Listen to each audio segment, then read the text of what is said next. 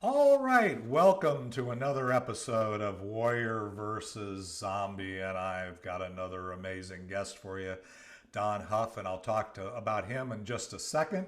But first, let me remind you of what Warrior versus Zombie is all about. Success is a journey, it's not a destination. As warriors, we all have a history of ups and downs and wins and losses that are all part of making us who we are up to this point, and they provide a foundation for our path forward. We all battle our inner zombie as well as those zombies in our world.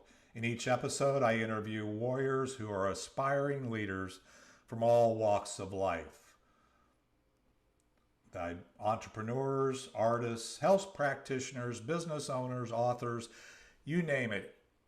Any inspired leader that has a story to tell. These warriors have a cause, they have unique value, and they have vision that goes generations into the future, and today's guest is no exception. Don Huff is an amazing warrior.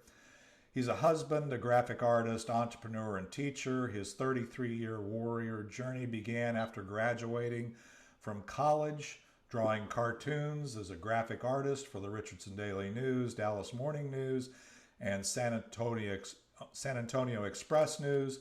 His clients include the Mankind Project, Austin Family Magazine, Dreamsculpt Authors, Wichita Museum of Art, Texas Instruments, BWC Creative, University of North Texas, SMU, Boy Scouts of America, the USO, Children's Medical Center, the City of Plano, the Sixth Floor Museum, the State Fair of Texas, and Texas Parks and Wildlife, and really countless entrepreneurs. Don has won many news awards, including earning a Pulitzer Prize for graphics and international reporting. And Don has a passion for teaching and recently has embarked on a mission to educate the next generation of designers. He's also very passionate about art, music, and cats. So, Don, welcome to Warrior versus Zombie. How's things on your side of town these days, since we're both in the DFW area? Oh, things are going well over here. Glad last year was over. It was difficult. I'm hoping this year is going to be a lot more productive and opening up.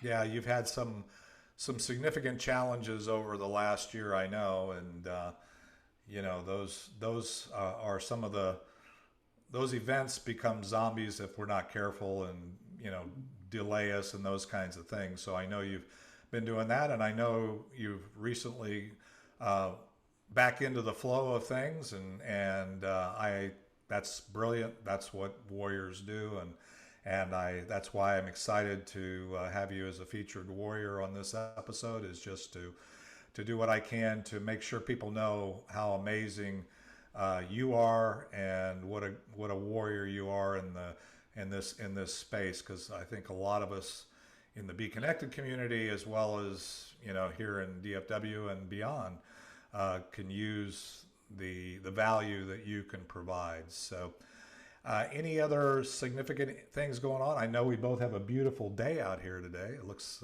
It like is it's a nice day. Yeah, it is a nice day.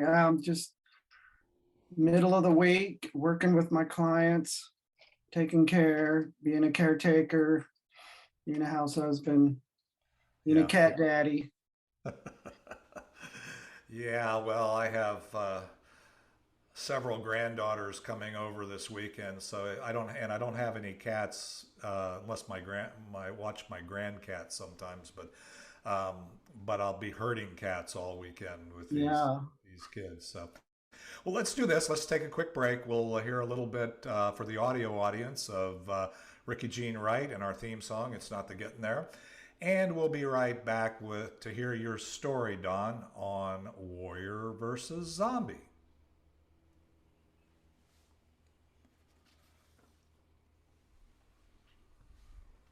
All right, we are back, and Don, good check-in.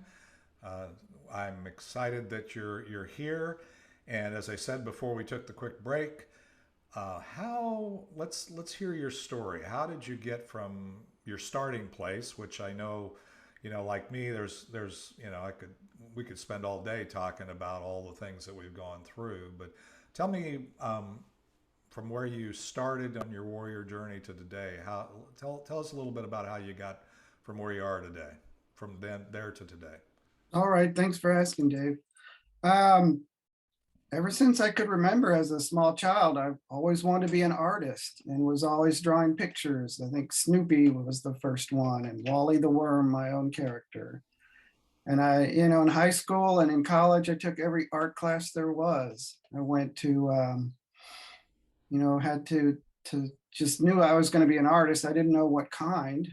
Um, Went to an arts magnet school in high school and went on to East Texas State University, which is now Texas A&M Commerce. I guess I'm an honorary Aggie now. I took every art class they had, fine art and commercial. That was all before computers, Mm-hmm. and ended up working at a record store. But I finally got my art start at the Richardson Daily News doing news graphics and ads. And that was also just before computers. So it was a lot of cut and paste. Um, After that, I started at Texas Department of Highways, Texas Department of Transportation, and part-time at the Dallas Morning News. And that's where things really started to take off. Doing news graphics, I covered the San Francisco earthquake. I covered the invasion of Panama to catch Noriega. I covered a big map of the Branch Davidian compound in Waco. And we earned the Pulitzer Prize for investigative reporting on violence against women. From there, I went to the San Antonio Express News and spent several wonderful years in the Alamo City working there, building my degree, I would do illustrations, design pages, love to illustrate a lot of the stories in the editorial section and the travel section. From there, I moved back to Dallas and got married and ended up working in-house at Texas Instruments, doing the marketing and branding for their calculators. I mean, I'm sure everyone has a Texas Instrument calculator or two in their desk drawer. It's now replaced by our smartphones. So just a lot of packaging. From there, I worked at BWC Creative, a small boutique studio that was a photo lab. And we did everything from logos and printing for small companies around Richardson to large museum exhibits, as you mentioned. The sixth floor museum, the Interurban Railway Museum in Plano, and I just loved telling those stories. I'm a storyteller, I'm an illustrator. I take all those words and all those words and pictures and combine them into a rich visual narrative that can communicate someone's story, be it a local city, electric trains. I did exhibits on oil and sheep shearing and Lee Harvey Oswald, and just all those wonderful stories. I love to tell them in a rich visual format that really gives people. And then when that job closed down, boy, did I spend a year with the zombies, sending out resume after resume for a year. But during that time, I got married, moved. It was just really difficult. But I noticed checks started coming in the mail. A client would call me here or there. After about a year, I realized I was self-employed. And I've been really happy about that. But I was like, I wish I'd gotten that memo earlier. And Yeah, so, that's interesting. In terms of the journey, I want to.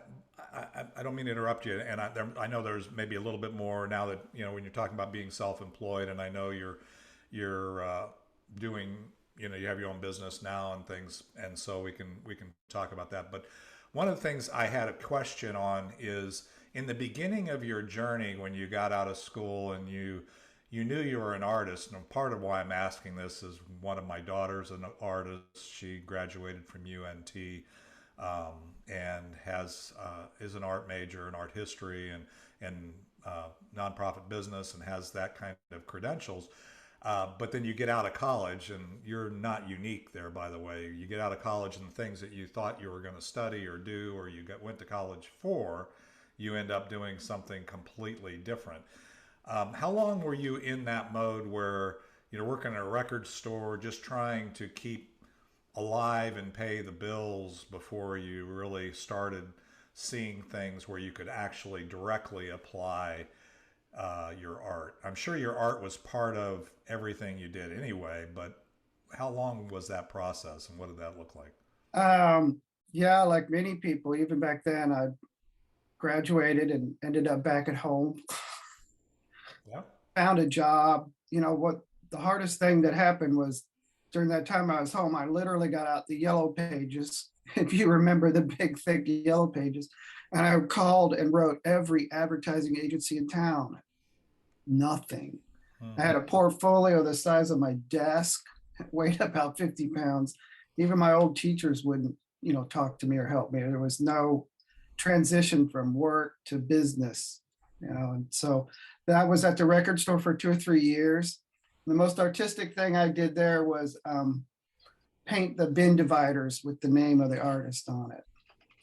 But music's very close to art and very close to my heart. So, and then what finally ended that was my mother intervened.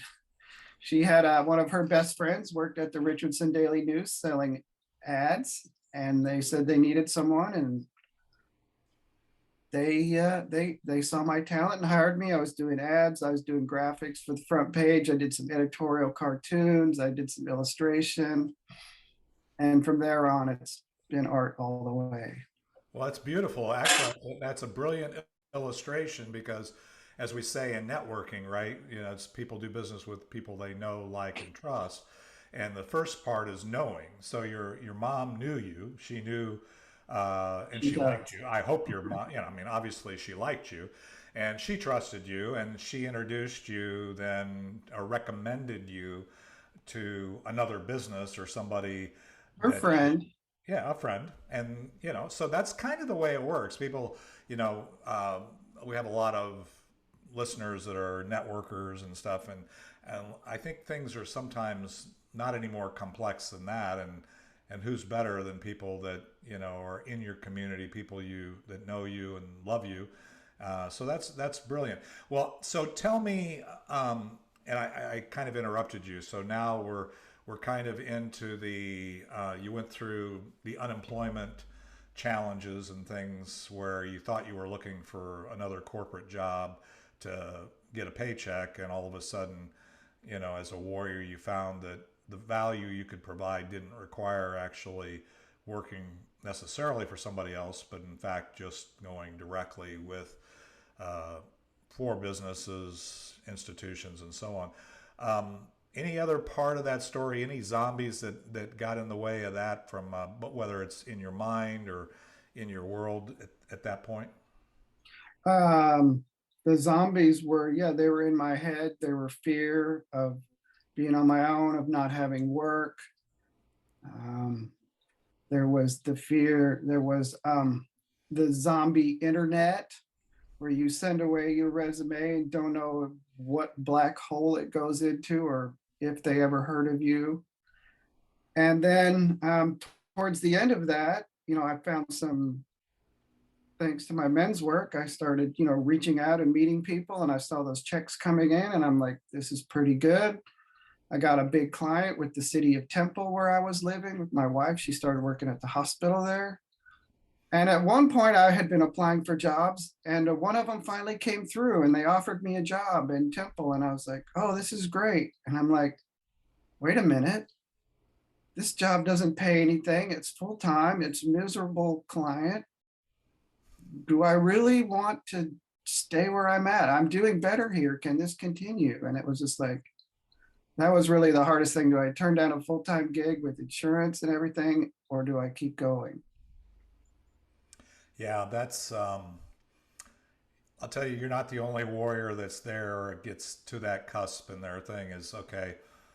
The the fear versus the faith of knowing that I have this unique value that I can uh, monetize this value, and it isn't required to necessarily, but the, wanting the benefits, wanting the coverage, the risk, it's risk versus reward, right? And sometimes the risk is manifest in the activity. Well, let's do this. I know we're kind of in the place where we're going to start talking about, kind of what you're doing today, why you're doing it, the unique value that you found, because I know you're, brilliant in that respect. You just did a spotlight for our network yesterday, where you shared the incredible amount of stuff that you can do.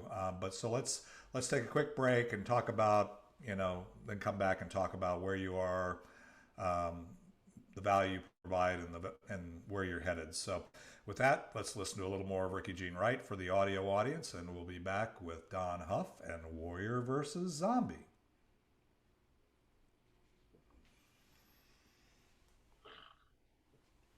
All right, we are back. And Don, wow, you covered a lot of ground in that story, and I appreciate you sharing with us. I'm sure there's a whole ton more that we could learn from you, because again, you've overcome things. I think a lot of warriors today, entrepreneurs and stuff, we're either moving towards a plan B or a side hustle, or we've always wanted to do this. Like I said, I know I have some regular listeners who are artists, whether they're performing artists or whether they're art artists like you, or other things. And I know that this whole concept of keeping in motion and paying the bills, while gearing up to really get fully into your passion is always a challenge there. But so let's talk about, why you're doing what you're doing today, and the unique value that you provide, and if anything were possible, what kind of impact would you have? Okay. So what I do is I design and illustrate information that communicates, educates, inspires, and entertains. I do that through print, uh, internet, exhibit space, whatever your information is. I think my unique value is the ability to come in and listen to your story, your personal story, your business story, your client story, and take all that information that you have and create it, turn it into something that's very visual and impactful, and really gets that story across to your clients wherever they may be. I've been in the business a long time and worked in many media. So if it's audio, video, exhibit, print, internet, social media, I can take and stylize and create that. And I do that by getting to know you and your story and your business message, or your history message in the case of the museums and stuff. Mm-hmm. And then I just interpret that visually. I collect the assets, I collect the designs, I really understand the content, because for me, the design and illustration comes out of the content. That's what inspires the design. It's the content itself. If it's an old story, it might have an old look. If it's a new story, it might have a very tech look. It might be more visual. It might be a lot more text. It's not just, here's a cool design, let me stuff your information into it. And I'm very good at helping people learn this process. I'm very good at drawing out the information. What do clients want to know? What do visitors want to know? What order to put it in? How to keep their attention? How to give them multiple points of entry? And I love telling beautiful stories, and I love the chance when I get to, my favorite thing is to do, full illustrations. And I have a lot of wonderful illustrations that doesn't come up a whole lot, but through illustrations, icons, design, the story is able to come out and be really captivating. That's that is fast. I would say, from what I know of you and just what I've seen of your work, I mean, you said it in the way of how you do it, but really it's because I think your unique value comes from the fact that you are a storyteller. It's not just, I mean, you can create the cartoon, you can create the picture, you can create the art, but also kind of connecting the dots with the provider of the content and learning what their story is, where they're going, The same things we focus on this podcast is like, why are you doing what you're doing? What are you passionate about? Mhm. Where are you going from here, and where do you want to take your audience? Where do you want to take the person that you're trying to communicate, or persons that you're trying to communicate? And I think that comes from, if you listen to your rich story of the experiences that you've had, where you've learned that you can take that unique value and apply it to many different media and or uh, ways of doing it, which I think is brilliant. So, what kind of impact, Don? I mean, if anything were possible, you mentioned that you today, there's countless entrepreneurs. You're focused on entrepreneurs, but obviously, um, as an entrepreneur, there people that have the value that you can serve with what you have. But if anything were possible, which everything is possible in my world, what kind of impact would you have from the work that you're doing today? Um, well, I think the impact I would like to have is first, these some of these stories to last and to still be relevant and to be able to be told. I'm really clear that I'm telling your story. I don't try to make it my story or my design or my art. I do all my skills to tell your story because you're the one that's living it. You're the one that's presenting it. So, it's really great that, the impact that, my friends and family and strangers and visitors can go to a museum where I've created this entire exhibit. Or maybe some illustrations are still out there and make it big. And it's like, graphics I did from the newspaper. I still occasionally get, some calls from those things that are out there. There was a big one on the Texas City disaster that I did that I get calls from. I did a huge infographic on that.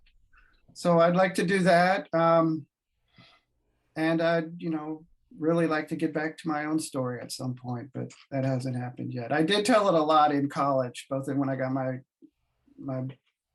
bachelor's and my master's, to telling my own story. But right now I'm committed to telling other stories. And like you said, I'm committed to teaching the next generation and teaching them what I feel good design and good store visual communication is. So I hope that, some of the teaching will rub off on some of these kids.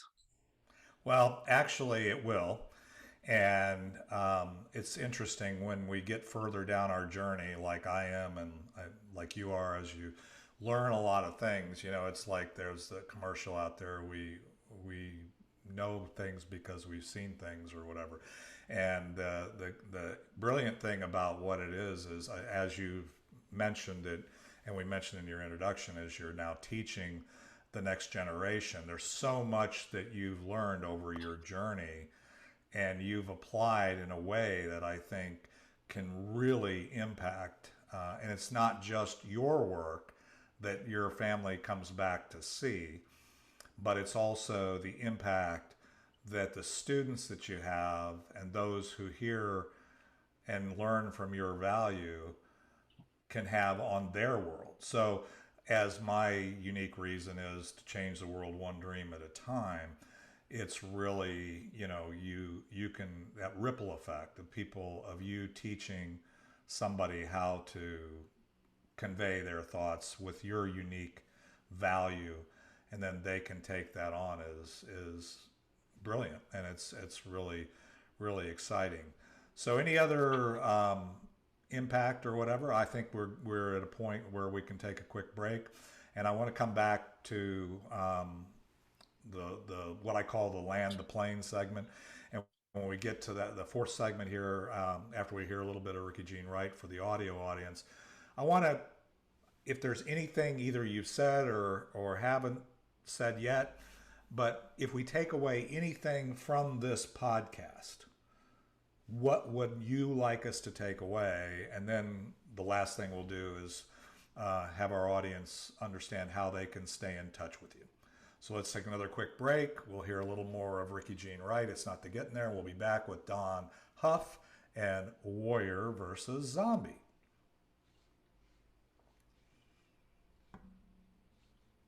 All right, we are back. And Don, um, wow, it's always a challenge with people who've had so much journey like ourselves and try to compress it down. And there's so many things we probably could talk about. And who knows, maybe I'll have you back and we'll drill down on something in the, in specifically in your space over time.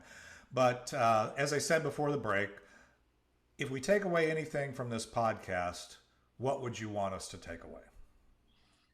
Um, it's the whole point of your podcast, Dave, the warrior's journey, the cyclical, circular nature of that, the descent, the challenges, the rising back up, and sharing that story with those around you. My story is about, art and design, but it's also about, personal growth and overcoming my fears and finding a group of supporters, finding that strength and courage in myself to do what I wanted. Because I'd always wanted to be, on my own, but I kept working for other people and it seemed like too terrifying. um, but I guess the biggest thing that changed my mind was the support group called the Mankind Project. Okay. And it just changed my life. And they're one of my clients too, one of my favorite clients. And just a lot of emotional intelligence and personal growth. And it gave me the courage to do what I needed to do. And I want to instill that in my students and my clients to tell their story, to get it out there as best we can, to remember that it's an always evolving story and that we can change and add to it and alter it along the way. And that by changing my point of view, just 1 degree left or right, loosens everything up and allows me to take that next step forward. And I've been so happy about that because I always wanted to work on my own and I'm doing that. And once I got over that fear and took that step, instead of just, shivering in the corner waiting, a whole new world's opened up. And it just takes, a little shift in the way I think and a lot of love and support. And so I appreciate getting that from you, Dave, and from all the other people in my life. Yeah, there's so much brilliance, and I love, love, love hearing number one the journey and hearing how warriors like yourself have kind of gotten to where they are today. And there's so many nuggets in there that we could pull out, and just your kind of the ups and the downs and the fear and the willingness to kind of reframe your thought process.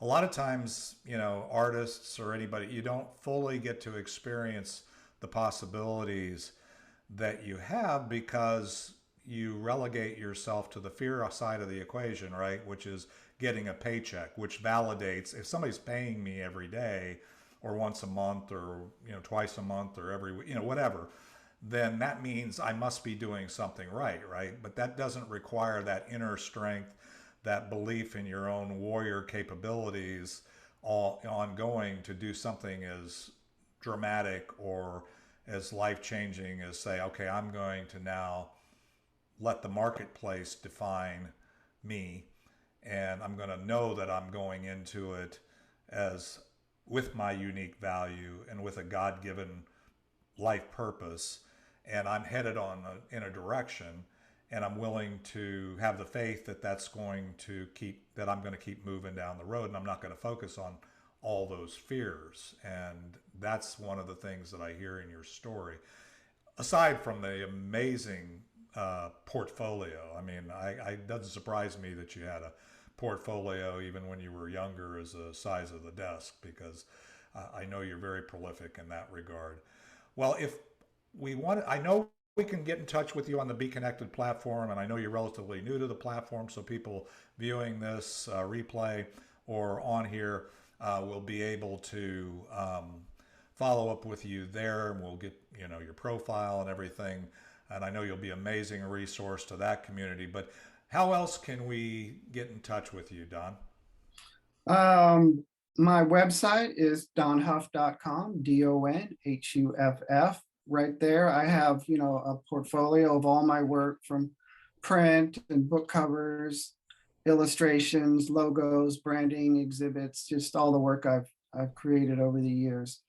And that's the best place. I'm also on LinkedIn, and I have a little kind of a fun art page, Don Huff Design and Illustration on Facebook, where some cartoons, some high school work, some current jobs, not real heavily there, but, and you might see me at some of the local networking events. Right. Well, and we're going to be uh, be connected as in 109 countries. We're going to get this kind of person to person type of interaction going for you. And like I said, I find your work to be brilliant. I think that there's unique value there because there's a lot of people that can create great logos. There's a lot of people that can help you put a website together or maybe do some amazing graphics.